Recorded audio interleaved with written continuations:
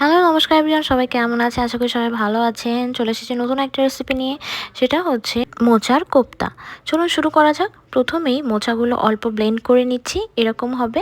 এরপর চিংড়ি মাছ ব্লেন্ড করে নিচ্ছি। মোচার মধ্যে পেঁয়াজ কুচি, হলুদ গুঁড়া, লবণ, পরিমাণ মতো শুকনো মরিচের গুঁড়া, চিংড়ির পেস্ট আর এর সাথে গোলমরিচের গুঁড়া, 1 কাপ পরিমাণ বেসন দিয়ে ভালো করে মাখিয়ে নিচ্ছি। তারপর এটা গরম তেলে ভালো করে ভাজি করে নিচ্ছি।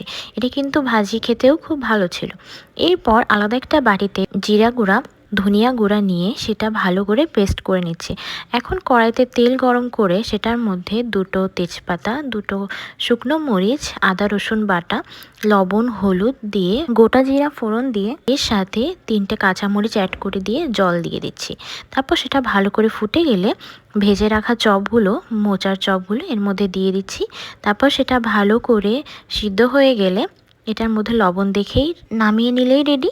এটা কিন্তু শুধু শুধু চপ হিসেবে খেতেও খুব ভালো লাগে। দেখা হবে পরের ভিডিওতে। আজকে এ পর্যন্তই। সবাই ভালো থাকবেন। Thank you.